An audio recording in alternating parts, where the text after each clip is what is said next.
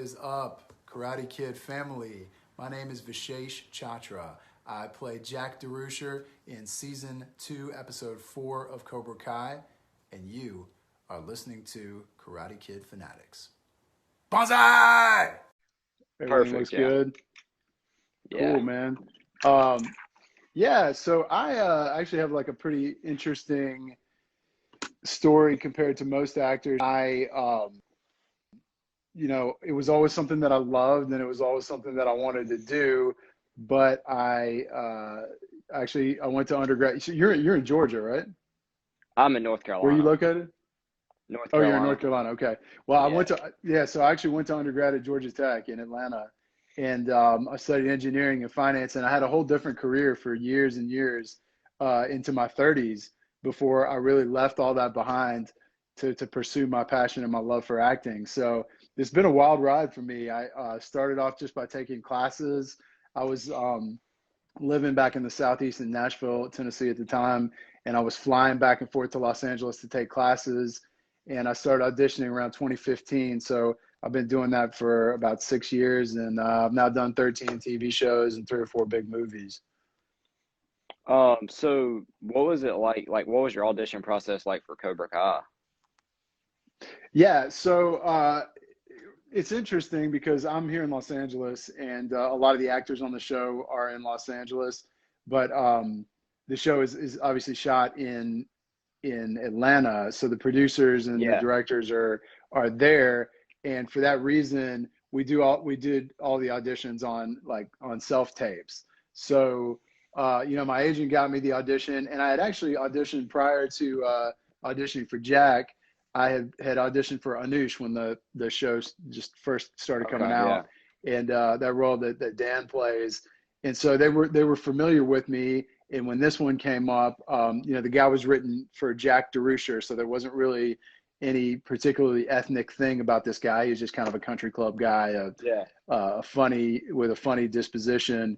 But they were familiar with me, so they called me into audition, and we do everything on these self tapes. So I think in that audition, it was just 2 of the scenes, and there were really, like, if you look at that episode, there was 4 Yeah.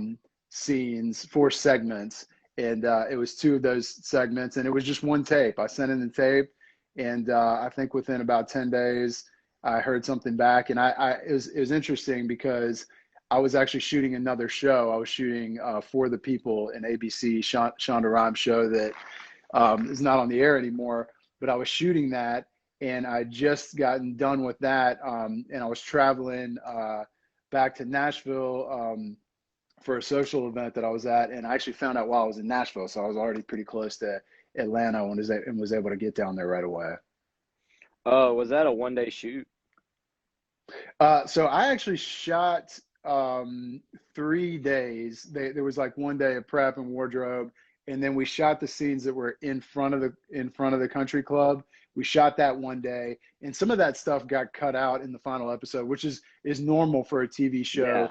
They they'll shoot more than they actually use. Hey, my buddy Sean joined. What's up, man? Thanks for coming. Yeah, and so they shot those country club scenes, the exterior. They shot those 1 day, and then they shot the behind the country club by the pool on day 2. So I was on that shoot for 2 days and 3 days, including the prep. Was that at an actual country club or is that just on a soundstage? No, it was at an actual country club. So it was a country club outside of Atlanta.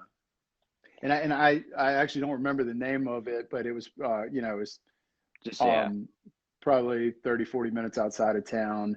And it's interesting because in that particular episode, in episode 2, in season 2, episode 4, they obviously shot the Pacific Coast Highway over here in Los Angeles Yeah. because they're driving down there towards the country club. Yeah. So they came out here and shot those. But then when they arrived at the country club, we're back in Atlanta.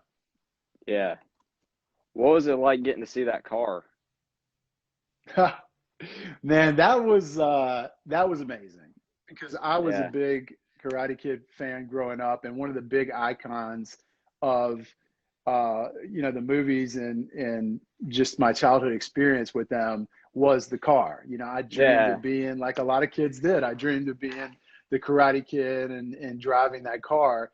And when I read the script, like you have an idea that there's going to be a car or reference to the car, but you don't know exactly how they're going to do it. Yeah. So the first day when we were shooting at the country club, the production assistant came and said, "Hey, Hayden and Josh are outside, and they wanted to say hi before we get started." So I walked out the door to the country club, and there she was. The car was just Yeah. sitting there in the little cul-de-sac out there, and that was a wonderful moment in my life, honestly, because I just never thought I would see it like that in person, and I wasn't even expecting it to be there necessarily. And so I called my sister and like FaceTimed with her, just kind of so nobody would Yeah. see, but she had to see the car because we had grown up Yeah. loving that car and talking about it.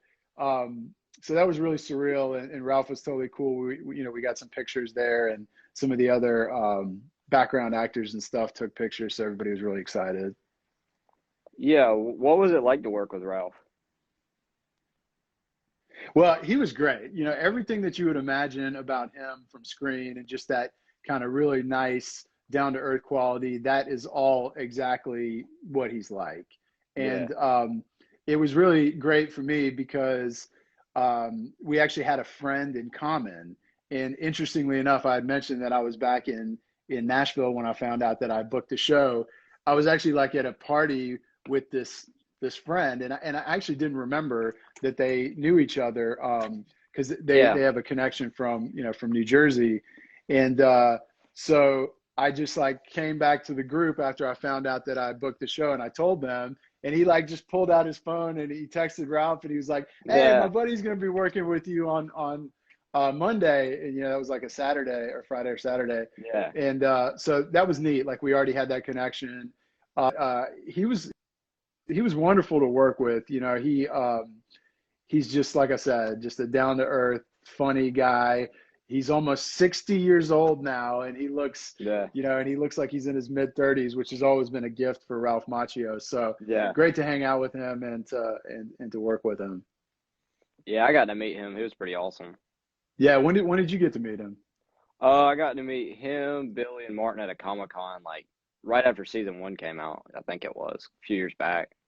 Oh yeah, yeah. So that was before it got on to Netflix then. Yeah, it was like the July after season one dropped, before season two had came out. Yeah, it was before the Netflix. Yeah. So you were like, you were one of the real fans. You went and chased them down before it got on Netflix. Yeah, I'm proud of you, man. yeah. Actually, I saw the first two episodes of season one in theater because they were like screening it. Oh There was yeah. like there was like 10 people in there. Now that'd be, well, not with COVID, but it'd be slammed if they did that nowadays. But Oh yeah, yeah. Well, it's been amazing since it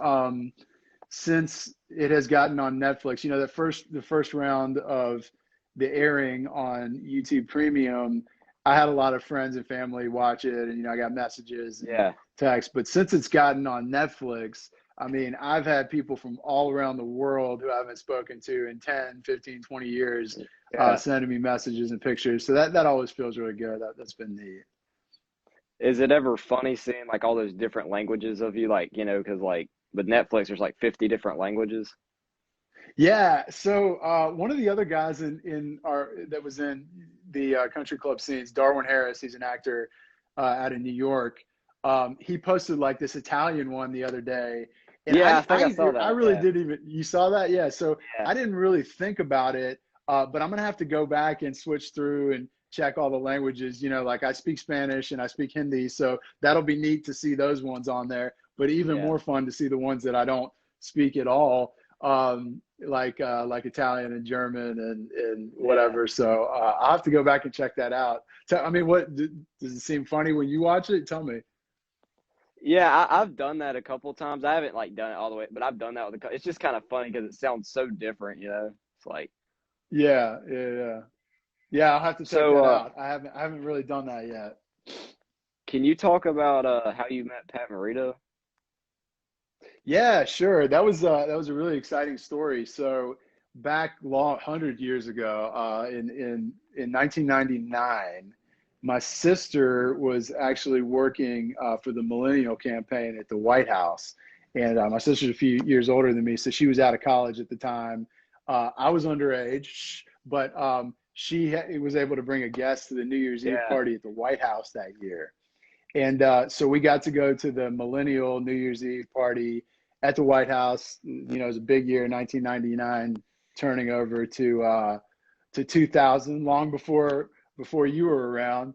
But Yeah, true. that's where I met Pat. And you know, both, like I said, both my sister and I were big Karate Kid fans. So when we saw him, we were really excited. And in environments like that, you know, it's totally cool for you to go up and talk to people. So we introduced ourselves and had a good conversation with Pat at the New Year's Eve Yeah, party.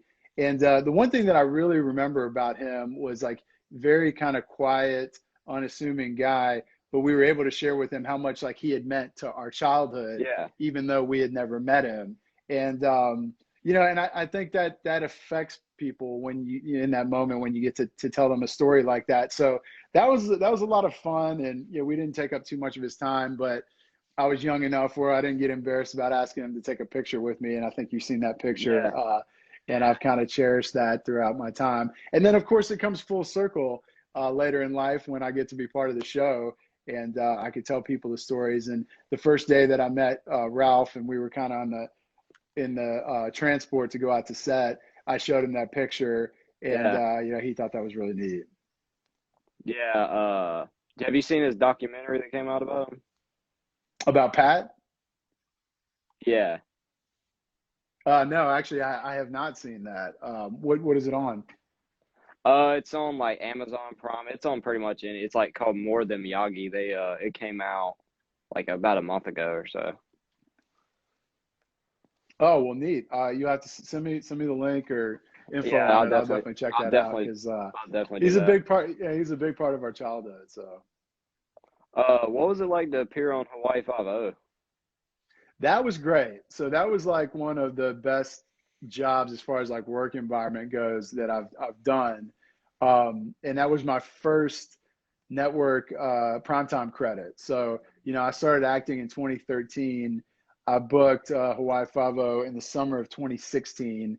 And yeah, it was as you can imagine, it was as wonderful as you can imagine. Yeah, I got to fly out to Honolulu and stayed there. Yeah, I was in two scenes on that show, but lucky for me, the first scene was shot on the first day of production for that episode, and the second scene was shot on the last day. So that entire yeah, time, I got to stay in Hawaii yeah, and hang out there at the Hawaii Hilton Village, and it was pretty wonderful. I got to hang out with the guys and be on the beach, and yeah, shooting the show was awesome. You know, we were kind of transported. I don't know if you or anybody on saw that episode, but we were kind of transported out to the mountains of Pakistan out there, but you know, in reality, we were sitting in a crater out in yeah, Honolulu. So it was an awesome experience. And then obviously getting to meet and hang out with Scott Conn and Alex O'Loughlin. They're these big Hollywood stars, and those absolutely. guys are just total bros. You know, like they were so cool to hang out with. And in fact, O'Loughlin was asking me about some cultural stuff and some language stuff while we were shooting the scene in Pakistan because he wanted to make it as real as it could be. And like when you work with Absolutely. guys like that, you see how like they are the stars of those shows, and in so many ways they're kind of in charge of what's going on in those shows because the directors come and there's guest directors. They might be a different director every week, but those guys are there, you know, every single episode doing their thing. So it was an awesome experience for me. Yeah, you were on an episode of Sun too, right? I'm sorry. I think we kind of cut out a little bit right there. Uh, What did you you were ask? you were on an episode of Criminal Minds too, right? Yeah, yeah. So I did an episode of Criminal Minds, and that was a short thing. But you know, that's another show that has a huge following, so it was awesome to be a part of that. So what shows have you binged during like the quarantine? What have I been? Man, Yeah, and you know, I've tried to get a lot in, honestly. As part yeah, of our job as actors, you know, we have to kind of see what's current and what's popular. So the last one that I've binged, the most recent one that I've binged, has been Sons of Anarchy, and that yeah, was, you know, obviously ended a few years ago, but I had never watched it. I'd always been intrigued by like this motorcycle gang thing, and So we started it, and like we just could not stop that show. And my interest actually kind of sparked because a friend of a friend was on the spinoff of that, Mayans MC, and I wanted to watch that. So that's about like a Mexican biker gang, and the characters are real gritty. So that kind of got me hooked on this biker gang show thing, and then I ended up watching all 7 seasons of Sons of Anarchy, which was it was pretty remarkable. Have you seen it? Nah, I've heard everybody talk. I've just never watched it. Yeah, well, there's so much good TV, you got to kind of pick and choose. But yeah, I did that, and then let's see, of the comedies. Oh yeah, of the comedies, I actually had never watched Always Sunny in Philadelphia. Okay. And like everybody talks about that. Everybody loves that show. And Charlie Day, actually, I see him at the gym, and so I talk to him every once in a while. Out here in LA, I work out with Charlie. So I had to confess to him, I'm like, I've never watched your big show, Sunny in Philadelphia. And so I kind of made the agreement that during quarantine I didn't have an excuse and I would check it out. And that's obviously a hilarious show, so really enjoyed that. Have you seen Cobra Kai season 3 yet? Yeah. I think I watched it the first couple days it came out. What was your thoughts on that? Well, it really kind of blew me away. And for those people who have not seen it yet, I'm not going to spoil it, but there's some really wonderful incorporations of the whole Okinawa story in season 3. And I really love that. And so that was like really nostalgic and unexpected, kind of like I talked to you about the car. Yeah, those are kind of icons of my childhood. So seeing those come back to life were wonderful. And in addition to that, those actors are not people that we see a lot here in Hollywood. It's not a huge community here, so often you see and work with a lot of the same actors. But they're, we have not seen them, so seeing them on screen was really special. Yeah. So have you seen the original 4 movies? Yeah, of course. It was a big part of my childhood. How do you rank them from worst to best? Man, you're gonna put me on the spot here. Look, I'll tell you this: the original 1984. I was too young to see it in the theater or anything when it first came out. But when it was on back then, we used to have VHS tapes. When it was out on VHS a few years later, I used to watch that movie all the time. So it was a huge part of my childhood. And so that's got to be the best for me. But a close second is number 2. And, for me personally, number 2 was special because at that time back in the 80s, there wasn't like a lot of depictions of Asia in Hollywood, and not that I'm Japanese or from Okinawa, but just kind of seeing that the immigrant story and the stuff that takes place over in Okinawa and Japan, like that was really special for me as a kid. And so I loved Karate Kid Part 2 for that reason. And then the ones after that, like, I'm not going to comment too much about those. I get what you mean. But I loved 1 and 2. Yeah. What do you think about Terry Silver possibly coming back? Well, they've got to make these. They got to make these decisions. So and they surprise us when they bring something or storyline or something like that back. And of course, in season 3, there's some really exciting callbacks. Again, not ruin it for anybody who hasn't seen it yet, but if you haven't checked it out, check it out because there are some wonderful callbacks. And we see some people coming back. So like for me, one of the people that I loved, and not from the originals, but coming back in season 3, who was in season 1, was cousin Louis. So like we thought we kind of seen the last of him, and he's so funny. And again, going back to the point that I made of, it's exciting to see actors that we don't know or we haven't seen. And Brett Ernst, I had to look him up. I hadn't seen him in anything else, but I'm like, this guy's funny, and that's hilarious. That's really enjoyable for us to watch. So I love seeing him, and I'd like to see more of him. Brett, if you watch it, man, congratulations, you're killing it. So when it comes to Cobra Kai, are you Team Miyagi Do or Team Cobra Kai? Well, so this is an interesting one for me. I probably like a lot of kids my age. Yeah, I was a huge Daniel LaRusso, Mr. Miyagi Cobra or Miyagi Do fan when I was a kid.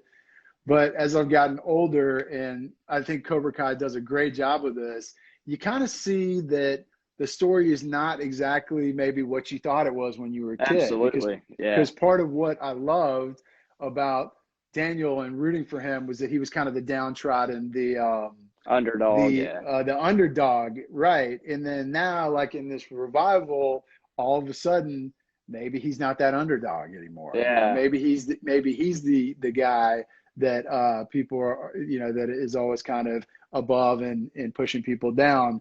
And then also my perspective on Johnny himself changes because you Yeah. see flashes of it in the movies. Like maybe it's not him. Maybe he's not this bad guy. Maybe Absolutely. he's maybe it's the teacher. Maybe it's the philosophy. Maybe it's the way he was brought up. And then all of a sudden you fast forward to now in Cobra Kai and you see this guy who's just kind of trying to do the right thing and put his life back together. And you see like the divide between him and Kreese. And so all of a sudden I find myself rooting for Johnny. So if you had to ask me right now, I got to say Cobra Kai never dies. Yeah. So if you could be in any movie of any time period, what would it be?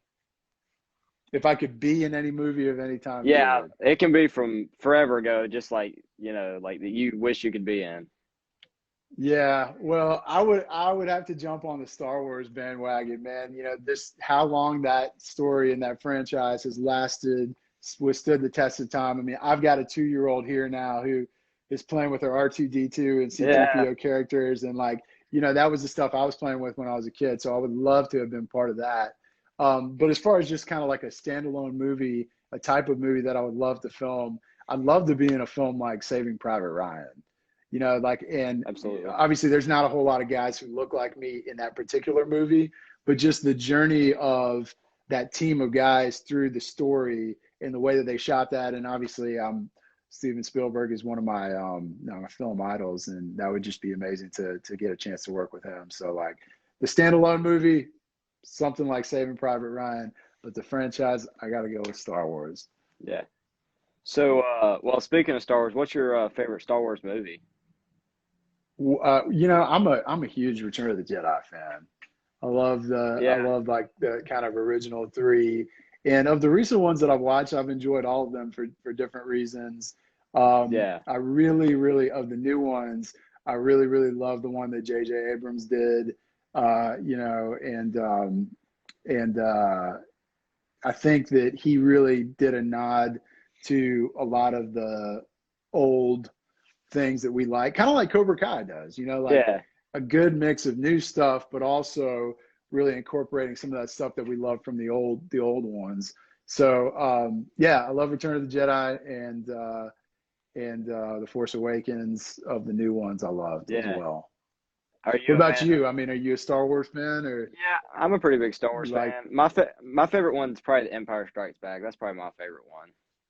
Yeah, yeah. Well, those first three Those are all really that good. Yeah, those are all amazing. So, like, let me ask you this: when you obviously being much younger and those things came out, like I don't even know, like many, many years before you were born, 30, 40 yeah. years before you were born.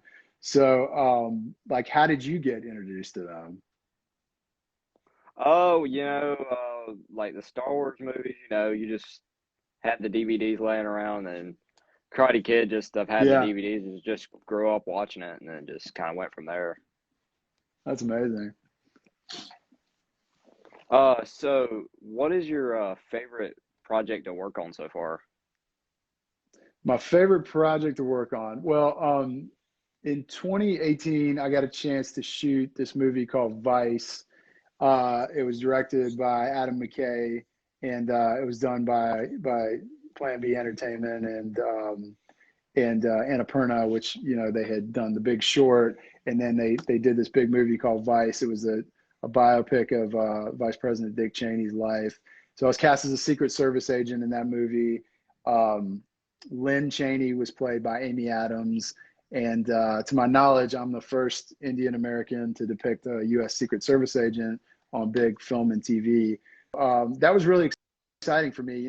I did one scene. I was on that shoot for just a couple days, but being in a huge movie like that is Yeah. Academy Award winner, and getting to work with one of my film idols, Adam McKay, was a dream come true for me. So do you ever find it like challenging, like, cause like I was looking at your IMDb, like having to do different accents for different roles? Man, that was one thing that really always kind of came naturally to me when I was a kid. And so all those things, like loving to do stuff like that, all those things combined were what kind of pushed me towards acting a little bit later in life. Now, what I've had to do is like pick a few that I can really get booked off of, like the British accent, the Indian accent, the Middle Eastern kind of Persian accent. And I've really worked on those to make those believable on camera. And so that's taken time, it's taken years. And for every character, I have to dive into that. But that's something that I love about the job. So I don't really get intimidated by that part. There are gifts that we all kind of get for free or come more easily to us. And for me, the Absolutely. accent thing and the language thing has always been one. So what's your favorite genre when it comes to movies and television?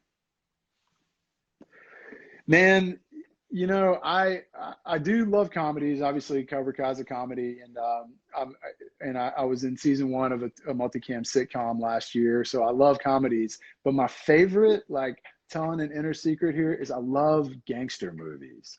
And yeah, man, I'm like a big fan of the Scorsese gangster movies, and I love of like the older stuff. I love Goodfellas.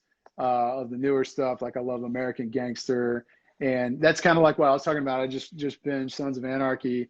It's a motorcycle club, but it's also kind of like a bad guy gangster story, and I really, really love those. Yeah, what was it like to work with Kim Fields on Cobra Kai?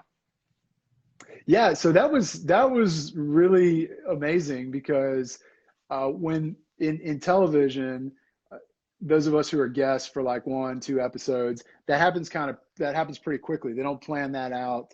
They don't plan that out far in advance. So we don't know exactly who the other people are that we're going to be working with in the episode.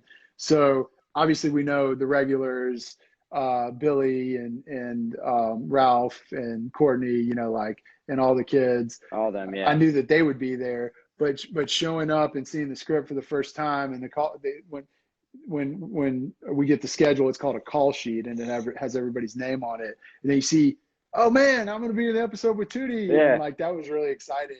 yeah. And so she was great. She was a lot of fun. She's really funny and a big personality because she's been doing this for so long. But it was one of the funny things that happened was when we got done shooting, she confided in Ralph that growing up, he was like her celebrity crush. We got to like take pictures with them, and it was just kind of funny, later in life, and they're both Yeah, have their own families and stuff now. But it was just funny to be there for that conversation. yeah. What were you doing before you got into acting, like as far as your job? Yeah, so like I mentioned, I studied engineering in undergrad, and then I got my MBA from Vanderbilt. So I was actually a Wall Street guy. I worked in New York as an investment banker for many years, and then when I left New York, I did what's called corporate development in the software space. So preparing companies to increase and be sold. Yeah, I can hear So you. Yeah. have you been on any sets since COVID? Have you filmed anything? I haven't filmed anything that's been on TV or like major film, but what I have done more and more of is like voiceover stuff and what's called like industrial jobs. So in big companies, they have actors come in and do videos or videos that you see out on panels for marketing purposes or whatever. And so there's more and more of that kind of work going on because you can do it on a stage and in a controlled environment. But I have been reserved to do a couple episodes of some big shows, but none of those have come through yet. And I'm really, really excited to get back on set of a show now that stuff is kind of picking back up out here in Los Absolutely. Angeles. I was in last year. I was in the sitcom called Bob Hart's Abishola on CBS, and they just got picked up for season 3. Now I didn't appear in season 2 because it all was happening during COVID, but I'm really hopeful that maybe I'll rejoin the cast of that show and get in for season 3, and I really look forward to that. Do you have any upcoming projects that you can talk about? Yeah, so you're smart to say that I can talk about it. I'm actually right now kind of in negotiations with a new show that's coming out, but I don't really have the freedom to talk about that, and I don't know if that's going to happen for me. So nothing to really talk about there yet. But I encourage anybody who hasn't checked out Bob Hart's Abishola. It's a multi-camera sitcom. It's really funny. It's by the creator, Chuck Lorre, who's the creator of Big Bang Theory and Mike and Molly and Two and a Half Men and a lot of really popular sitcoms. So we started that. It's in season 2 now, in the middle of season 2, and I appeared in 4 or 5 episodes in season 1. So yeah, check it out. Check out season 1, episode 3 and 4. I play Dr. Chakraborty, this funny Indian doctor who talks a lot of smack to the main character, and I use an accent in that. So Yeah. it's I hope everybody enjoys that. What's your like favorite type of role to play, like on projects? Well, it depends. You know, I like I said, I love doing comedy, and I kind of in comedies a lot of times I get cast as this kind of smarmy, funny, jerk type guy. Yeah. Not too unlike the country club guy Jack Deroucher in Cobra Kai, but more so like if you watch Bob Hart's Heavy Shoulder, that guy's just he's kind of a dick. And Yeah. if you watch a show called L.A. Trainer, a web show, and I play this kind of, I guess what would be called douchey character in that. And Douchebag. I just Yeah. think that's kind of fun because that's the guy that we try not to be in real life. So playing that guy on screen Yeah. is great. And then in the dramas, you know, I play a lot of cops.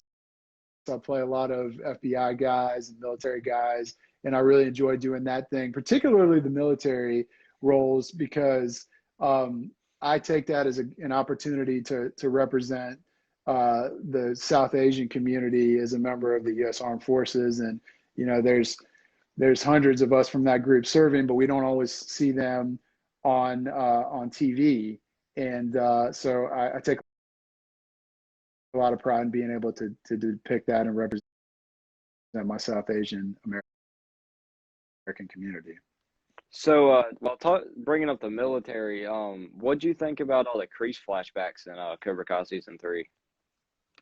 Yeah, that was that kind of took me off guard a little bit, you know, of the show. Yeah, I was not expecting that. But it serves. Yeah, nobody was really expecting that, but it serves the purpose of giving that guy a backstory and understanding like why he is the way that he is. And as we see from his past, all of a sudden the way that he is like he believes that he's equipping these young people to survive, to live through the adversity of their life, because that's what he knew and that's what he experienced, and that was the only thing that got him through that stuff. So that part of it's interesting. And you know, we always learn in storytelling and in acting that you don't judge the character. You have to make that person likable in his own way. And I think that backstory is doing that for Kreese. Have you ever gotten to like act in like a flashback type of scene or anything? This is a funny question because I'm actually auditioning for one right now in a big show. Really? So hopefully I'll be able to answer that question soon enough. And if I do, I'll let you know. It's a big show that's coming out on Amazon. And I play I would, if I get cast in this, play a character in the backstory. So I'm thinking about it. I don't think I've gotten the opportunity to do that yet. But it's a unique thing in that it serves the story for a different purpose. But for the actor, it's the same thing. You know, it's getting your objective and getting to your objective and taking care of the people around you and making it real and making it interesting. Yeah, definitely let me know if you get that.